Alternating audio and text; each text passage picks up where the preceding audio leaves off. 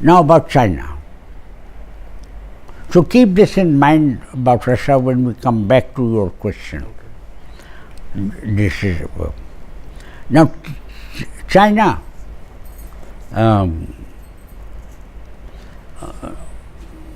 Was a feudal and a medieval type of country, and then it was subject to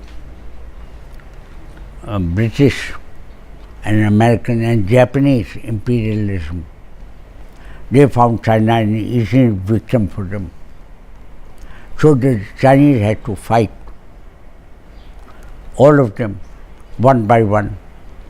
The Japanese were terrible. They were very cruel and ruthless. And the Americans and the British also. The Chinese Communist Party was also the spearhead of the anti-imperialist forces. And again, it was the Communist Party which in those times, and the Marxist thinking, they started with that. And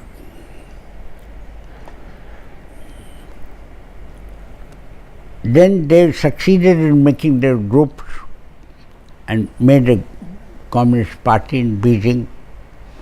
And then they decided to escape the southern part of China, which was fully under the control of the Japanese and the English and these forces. They looked at the geography of China and decided that we should go north, because the north was far away, Mukden, and there was not any influence of the Japanese or the British or the Chiang Kai-shek was the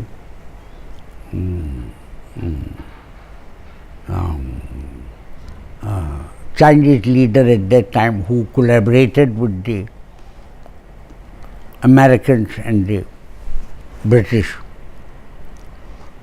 He was an anti-communist and pro-imperialist. So they went north, and they called it was known as the Long March, made up largely of the peasantry. In China there was not much working class, but peasantry was. So the Chinese Communist Party organized the peasantry and they marched a few thousand miles, I think 2,000 miles or something like that, to Mukden. And that was called the liberated area. There they developed the armed forces, they made the armed forces. This is where the Red Army was formed. Where the Red Army was formed. And they moved away from Marxism. And they called it the Chinese Revolution, the Chinese type of revolution, because the Marxist revolution was based more upon the working class, industrial working class. In China, the revolution was based more upon the peasantry. Peasantry were there. So there was a change in their thinking also, in Mukden. And then in 1949, the liberation forces, the Red Army of the Chinese, led by Mao Zedong, they came south and conquered Beijing, captured Beijing. And Chiang Kai-shek then had to run away from China, and he went to Formosa. What is that called? Formosa. No. That island out next to China. And The Chinese Revolution succeeded in 1949. So Mao Zedong was a bit like Stalin. Belonged to the early period of fighting and the revolution succeeding, and not a contemporary thinking, not modern thinking, not 21st century thinking. Then, but Mao Zedong was the leader. He was respected and loved because of his whole role. But after when Mao Zedong died, then Deng Xiaoping came. And Deng Xiaoping was the transition in China. It started to move towards modern realities and confront and face the problems of modern reality. The war had ended in 1945. The Second World War had ended in 1945. And the Chinese captured power in 1949. So then the modern period begins with Deng Xiaoping.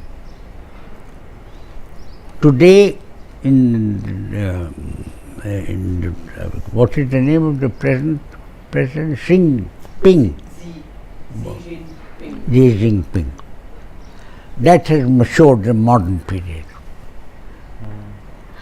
The same as in Russia. They have developed their armed forces, they have developed their science, their technology, modern science. They become a 21st century power, no? A socialist power, which means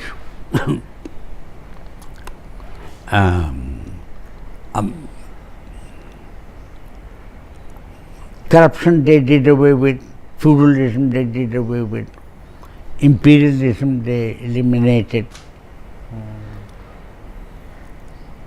They chased out the Americans out of China and the Japanese. And then they started modernizing China. Remember, China is the most populated country in the world. So in Russia it was space, enormous spaces. China is also a very big country, but in Russia it is space more than people, going up to Siberia. In China it is people. So they had to deal with the problem of people, population, family, and you also, but they said, please reduce population. So they made law that you don't have more than 2 children, things like that. But China has modernized economically, industrially. Its thinking has changed. By the way, you know that they've started teaching Urdu in China. Really? Yes. There are 20,000 people who have learned Urdu in China. So China is becoming a modern 21st century advanced country.